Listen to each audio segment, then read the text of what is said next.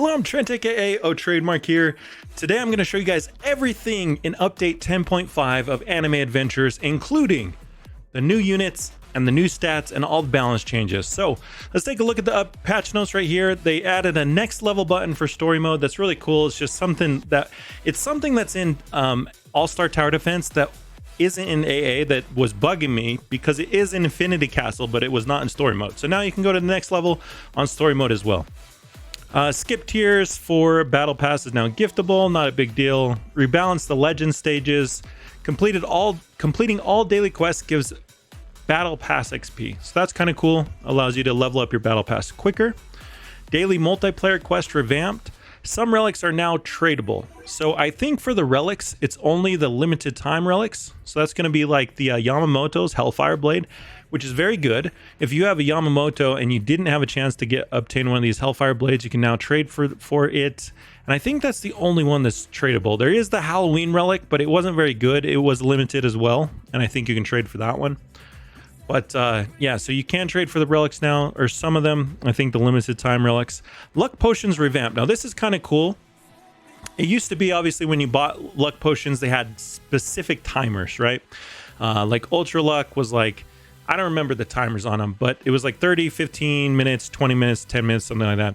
For different potions had different timers. Now how it works is you buy a luck potion and it's going to last the current banner. It tells you right there, last the current banner, which is pretty cool.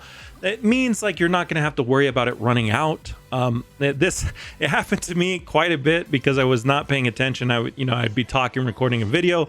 I'd run out of my Ultra Luck and have to rebuy one. So this is kind of a quality of life change. Now, unfortunately, it can also be negative for you if you used to be one of the super efficient people that would buy the boosts and then you'd roll and immediately leave the game, stopping the timers on your potions. I guess it's kind of a negative for you in that sense, but for most people, I think it's going to be an improvement because you're guaranteed that potion's going to last the entire banner, which is good news for you guys. You don't have to worry about when it runs out. Next up, mobile performance enhancements. That's great. It's always good to improve the game for the mobile players out there. There are a lot of mobile players, so that's good news. Anti-exploit improved. This is also very good news. I'm not sure how this works, but hopefully there was a lot of lag scripters that were like getting on leaderboards by lag scripting somehow, and hopefully those people are going to be. I heard they were banned. I don't know if that's true or not, but there is some kind of anti-exploit that's in the game. Placements of units improved. Now this seems to be like the placement seems to be a little bit faster and looks better. I haven't actually tested that out, but that's what I heard. And then we have balance changes and bugs fixes. So let's go into all the new units and the balance changes right here. Okay, so just quickly, the changes that were made are right here. Akainu's damage was doubled. Okay, Android 21's damage was nerfed just a little bit on its last two upgrades. Julius's damage was improved quite a bit. We'll go over that in just a second. Megumi's debuff, so Megumi debuffs all enemies. It's like the curse. It's the same as Blackbeard's.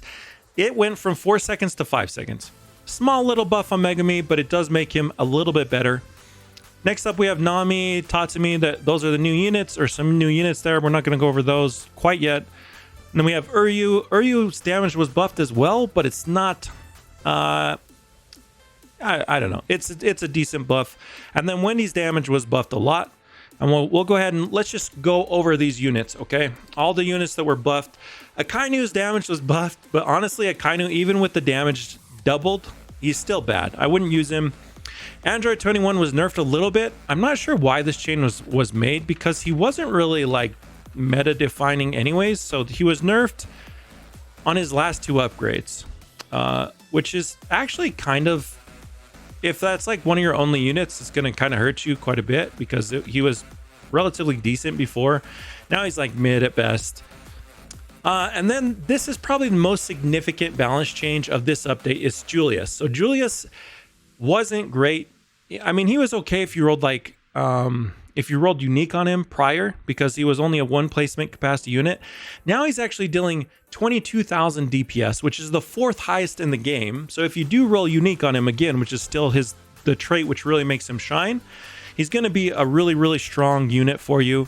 Now, unfortunately, he still doesn't have hybrid at his max upgrade. So I don't know that you're actually going to run him. Boros is still better. Dio is still better. All those units are still better, but it does actually, it's more like a pity buff for any of you who did roll a lot of rolls, because Julius, when he came out, was arguably, you know, one of the best units in the game. And now, if you did happen to roll a lot of trait rolls on Julius, now he's a little bit better. Next up, we have Uryu's buff. Uryu's buff is, to put it nicely, he's still not very good. Both him and Akainu are like floating around 4.5k DPS. The problem is that's still worse than any of the other heal units. So you're still always, I mean, you just basically right now, all you want to go for is Metal Knight. He's the best air unit in the game. If you can't get Metal Knight right now, then you could go for like Soifan or Toshiro, but Metal Knight's he's just better than everything else. So go for Metal Knight. Up next, we have Wendy. Now, Wendy did get a significant damage buff, but the problem is she's a legendary unit, and so she's not really worth maxing out. I would still say Wendy, unless you're playing like Infinite where you have as much money as you want, you're really not going to do anything with Wendy. You're going to drop her down. You're just going to leave her at upgrade 0 because her range doesn't improve with the levels. There's no reason to upgrade her in any other mode aside from Infinite. All right, let's talk about the new units. Nami, Tatsumi, Thor.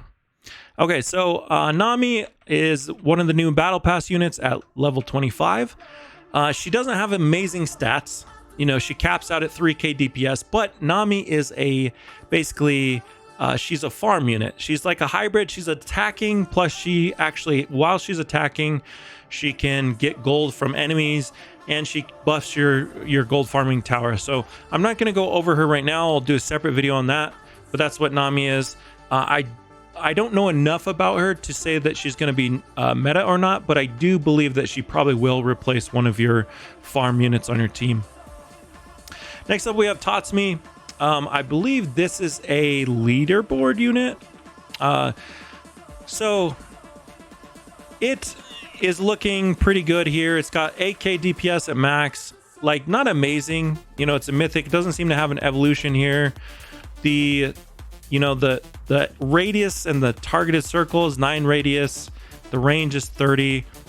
Nothing amazing. It's not going to be meta or anything, but above average stats across the board. 8k DPS for only 65,000 is not terrible. And then finally we have Thor. Not much is known about Thor. That Thor is the last Battle Pass unit that you unlock at level 50, which won't unlock for a few days. So what I can say is, based on his base stats, which we can see, is he has pretty good starting value. He has the 3rd best value ranked at upgrade 0. That's assuming that they don't change anything. I don't know if this information is going to stay. You know, this was sent to me and data mined and whatnot. I don't know if this is going to stay the same or if he's going to be nerfed or buffed or whatever.